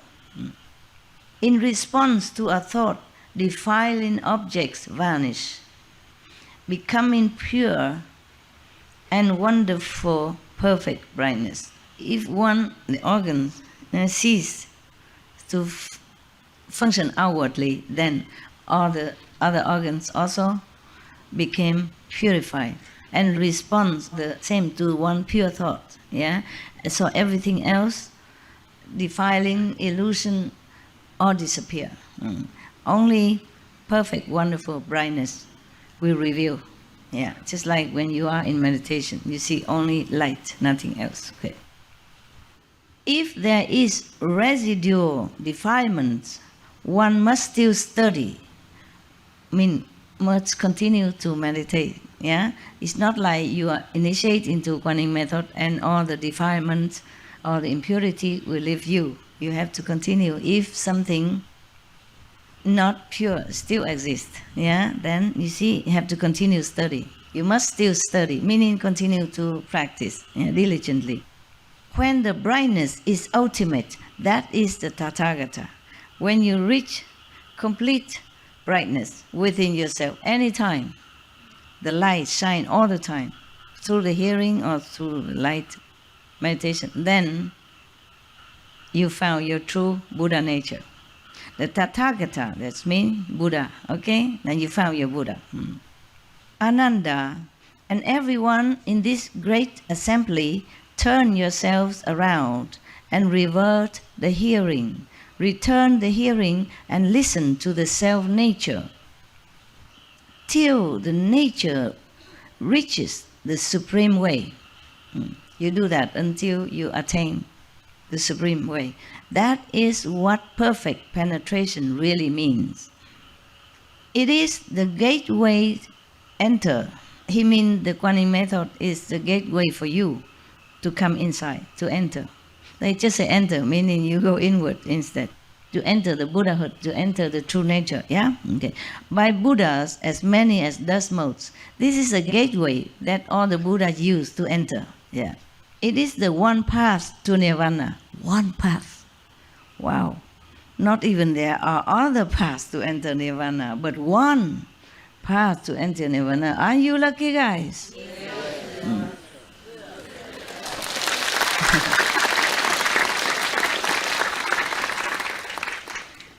Thus come ones of the past perfected this method. Bodhisattvas now merge with this total brightness. People of the future who study and practice this method will also rely on this Dharma. Through this method, I too have been certified. Manjushri. Guan Xing Bodhisattva was not alone in using it. Yeah. No wonder he's so wise. Huh? Guan Yin Bodhisattva powerful, this guy is so wise. Both because of the... What? Guan Yin, good. Guan Yin method. I just try to see if you have listened. Good, you did. As the Buddha, the world honored one, requested, I choose sincerely a skill in means skillful means, yeah. One, skillful means to save those in the final end who seek to escape the mundane world and perfect the heart of Nirvana, mean going to be Buddha. The best way is to contemplate the sounds, okay? Meditating on the sound of the universe.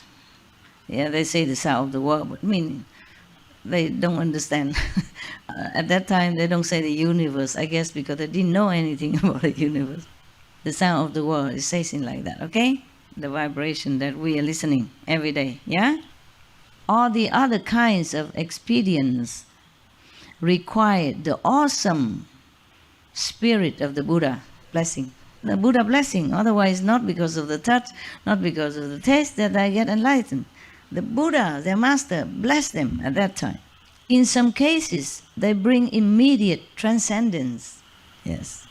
But they are not the customary means of practice, spoken for those of shallow and deep roots alike.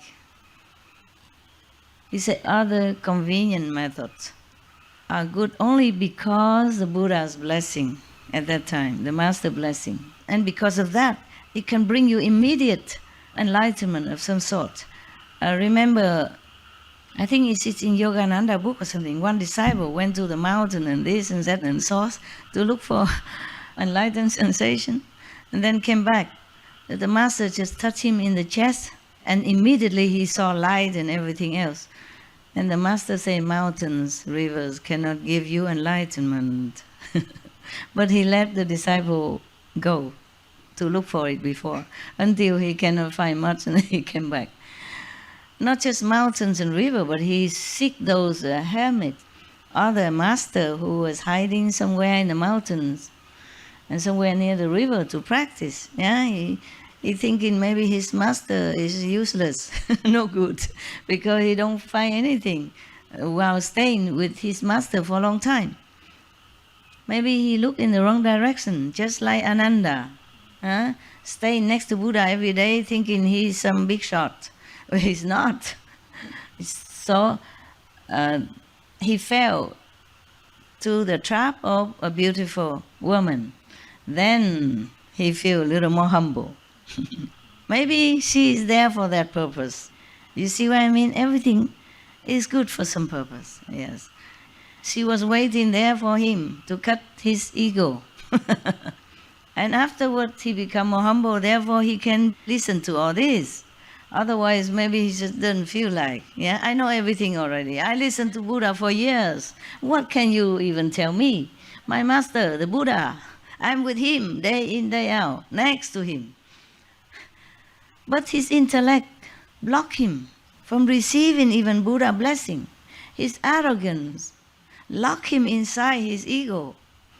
So he cannot even get the blessing from Buddha.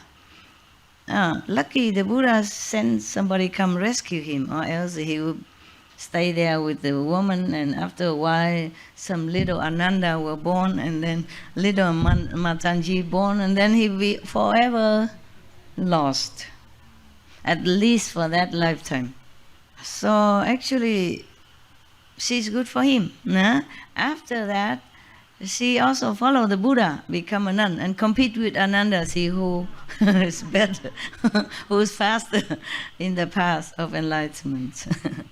So the Buddha blessing, the real master blessing power, can bring you immediately awakening. Yeah, some of you also have experience like that, and some chelas from other master also experience that. Okay. So the living master house awesome power inside. Yeah, that's why they seek a living master, not scripture. Yeah, and depends on what you seek. If you seek just to have some exercise, some small spark of light or visionary or anything, just to pass time, or depends on how yearning you are to go home, then you meet what kind of master. Okay? Don't blame any master if they don't teach you Guanyin method or don't lead you to the fifth level or complete enlightenment or liberation. And blame yourself. Yes, you don't search hard enough. You don't really long, fervently, sincerely enough to go home. All right? Okay. The blessing of the master with all this experience method, even sometimes bring immediate transcendental experience, but it's not the normal means of practice. Even spoken for those of shallow and deep roots alike. Even for those who are already been practicing many lifetimes, or some beginners alike, these experience methods are not suitable, not for everyone. Even with the one with deep enlightening, yearning root already within them, with deep practicing since many lifetimes already, even for them is still not suitable without the Buddha's blessing. Even with the Buddha blessing, you see, Ananda didn't get anything. The two medicine men immediately get enlightening experience.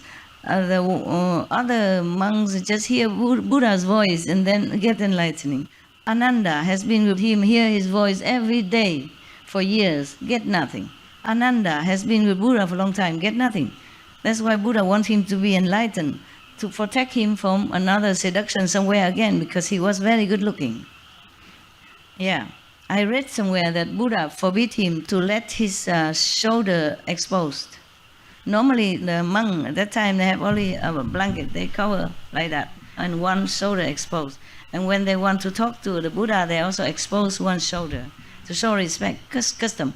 Even then Buddha forbid Ananda to expose anything, even just a shoulder.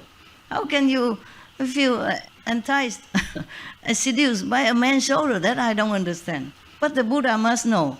He has 500 beautiful women with him. But the Buddha doesn't know. He was a prince. And all his concubines, he don't even need to expose even his nose. They all run after him already. Because his surname is Prince, and Crown Prince even. And everybody want that position, wife of the Crown Prince. So he doesn't need to even expose shoulder, even a nose, he don't need. Ear also don't need. He covered from head to toe, they still run for him. Now maybe he knows all that. Maybe Ananda is exceptionally handsome. A shoulder even cannot be exposed. And even then, the Matanchi daughters still run for him, yeah? Practice this mantra just for him, just to seduce him. The best, the most powerful one, that no man can escape. If you want to get a man, this is a very low quality, low dignity method. If you have to resort to a mantra to charm a man, then, I would feel very embarrassed, shame, guilty. Even if you get him, you will never feel you are loved. Even if he show all the love to you, you would think, it's a special effect.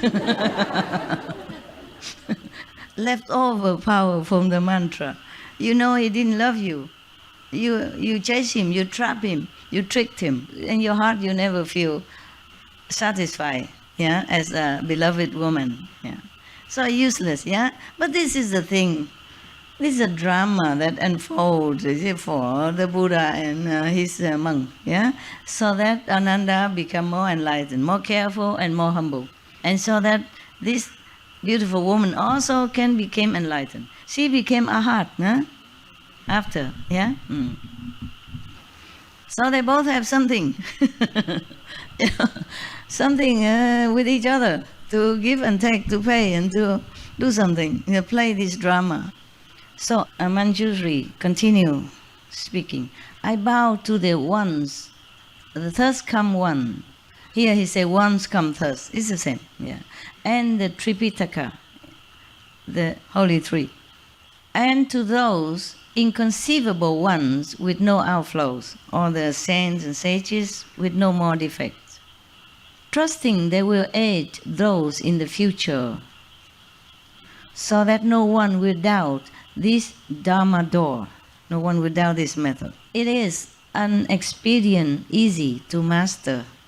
Is it easy for you or not easy? Yes.觀音method easy or not? Yes or no? Yes. An appropriate teaching for Ananda as well. It's easy to master for Ananda also. And for those immersed in the final age, after the Buddha Nirvana, He say 500 years ago is the Dharma ending age, for his Dharma age, yeah. They should cultivate this organ of hearing. But actually also in our time, some years of our time since we were born until recent years, they call it Kali Yuga, means the Dharma ending age. Actually also not just the Buddha's Dharma ending, but Kali Yuga age means Dharma ending age. Yeah, so we are lucky still have method to practice.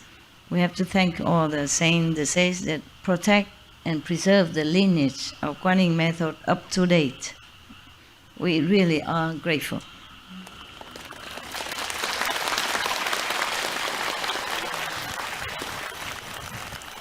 Because the lineage don't always run in one direction or in one place. Like the river, it run under somewhere and then it emerge somewhere else and then it hidden again underground, depends, yeah?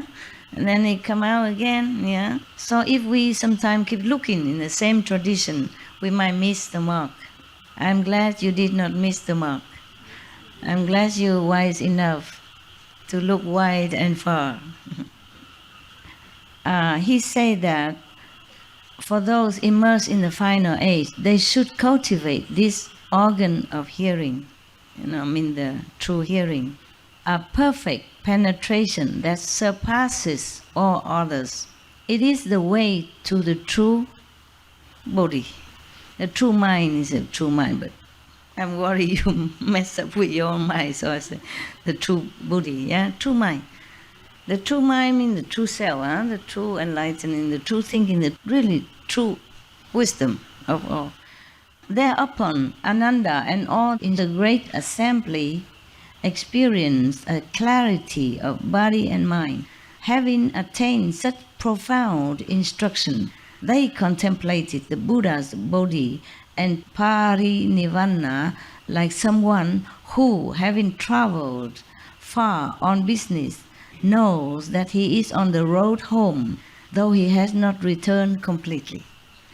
Throughout the entire assembly, the gods, dragons, and all the eightfold division, all different kind of devas and demons and human beings, those of the two vehicles who were not yet beyond learning, as well as all the bodhisattvas of initial resolve, as numerous as the sands in the 10 Ganges rivers. You must know there are invisible bodhisattva and beings as well.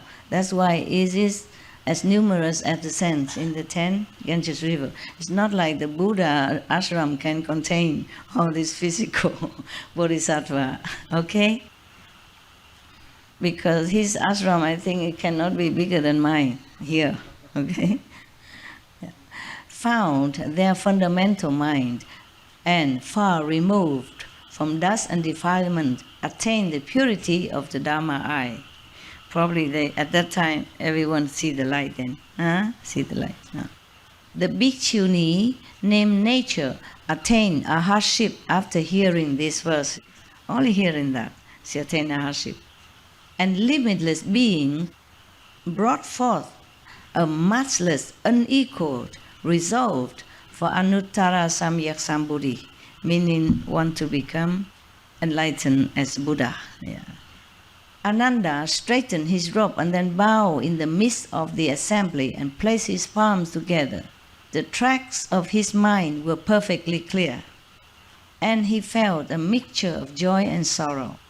His intent was to benefit beings in the future as he made obeisance and said to the Buddha, "Greatly compassionate, world-honored one, I have already awakened and received this teaching for becoming a Buddha," mean Kuan Yin method just now, "and I can cultivate it without the slightest doubt.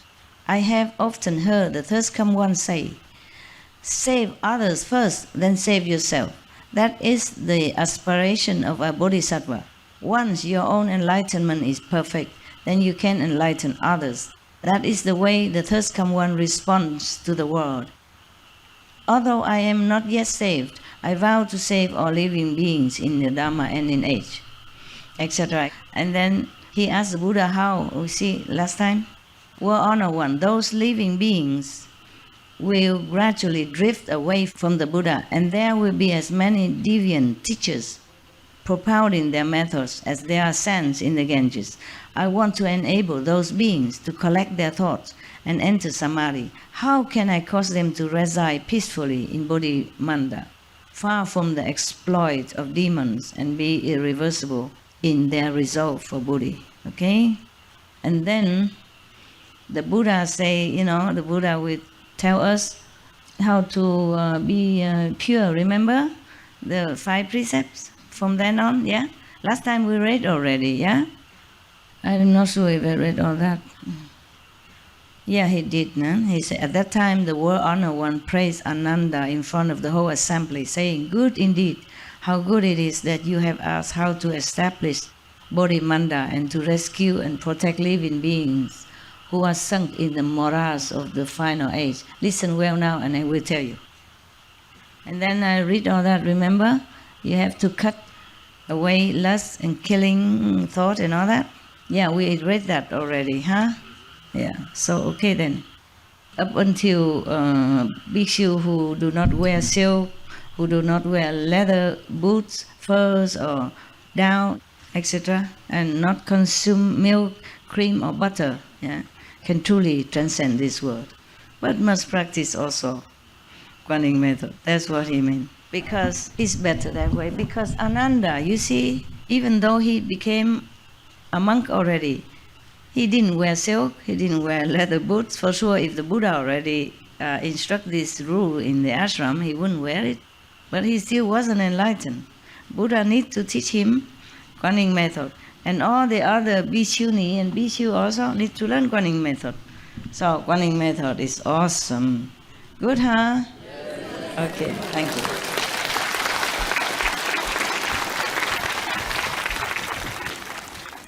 But you remember the Buddha also taught us that to make a Bodhimanda, a pure place for contemplation, you have to sit 100 days without eating, without sleeping, without drinking even. Maybe you can accomplish that, okay, with a firm faith in the Buddha and with a pure master who transmitted to you this pure method, okay, or helping with the Bodhimanda in purity. Otherwise, he say it's useless. And recite this endless mantra that I skip. I did not read it to you because it's translated from Sanskrit, phonetized from Sanskrit. So I wasn't sure whether or not it's useful. It could be useful, but I don't know if you have time to read it. All right, today our calendar ends here. Maybe see you next time.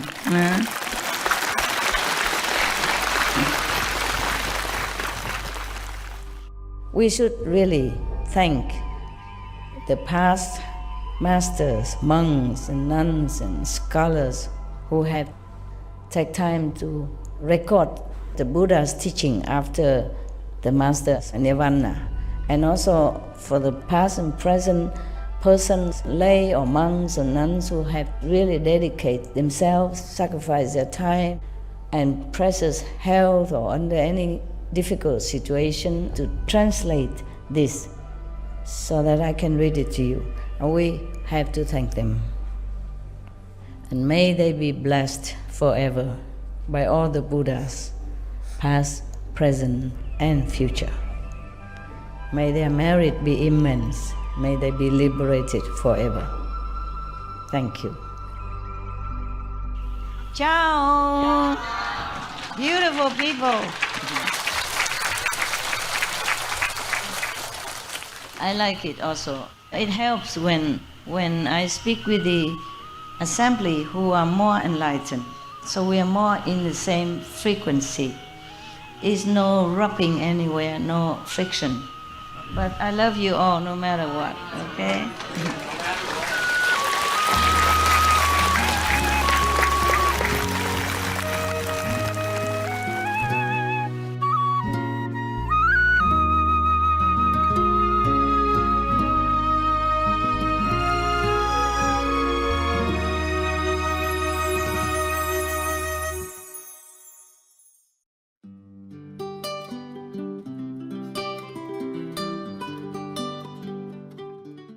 Gifted viewers, We appreciate your company for today's episode entitled The Surangama Sutra, 25 Means to Enlightenment, Session 6, Part 7 of 7, on Between Master and Disciples.